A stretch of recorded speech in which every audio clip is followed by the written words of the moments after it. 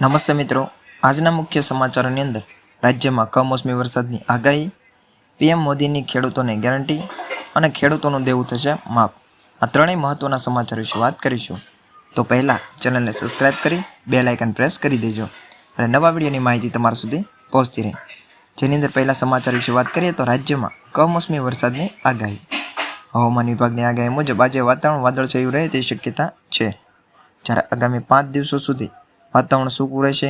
આ સિવાય હવામાન નિષ્ણાત અંબાલાલ પટેલે આગામી 18 થી 20 માર્ચના રોજ રાજ્યમાં કમોસમી વરસાદ પડે તેવી શક્યતા વ્યક્ત કરી છે. ખાસ કરીને કચ્છ, સૌરાષ્ટ્ર તેમજ ઉત્તર ગુજરાતમાં માવઠાની વધુ અસર જોવા મળી શકે છે. રાજ્યમાં કમોસમી વરસાદની આગાહીને લઈ ખેડૂતો ચિંતામાં મુકાઈ ગયા છે. બીજા સમાચાર કે જેની અંદર પીએમ મોદીની ખેડૂતોને ગેરંટી. પીએમ મોદી ગુજરાત બાદ રાજસ્થાન પર અનેક કાર્યક્રમ યોજ્યા હતા અને આ કાર્યક્રમમાં ખેડૂતો મોટી સંખ્યામાં જોડાયા હતા, જેમાં વડાપ્રધાને 2000નો હપ્તો મોકલવામાં હોવાથી સમાચાર આપ્યા હતા.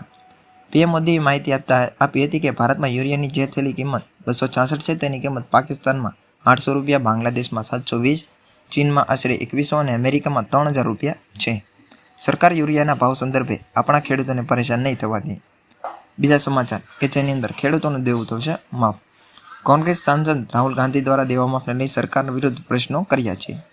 મોદી સરકારને કહી દીધું છે કે દિવસ રાત ચૂંટણીની ખેતી કરનાર મોદીએ છેલ્લા 10 વર્ષમાં માત્ર ખેડૂતોની સાથે છેતરપિંડી કરી છે, જેમના કારણે દેશમાં દરરોજ 30 ખેડૂતો દેવાના જીવ ગુમાવી છે તેવું રાહુલ ગાંધી દ્વારા ટ્વિટર કરીને જણાવવામાં આવ્યું હતું.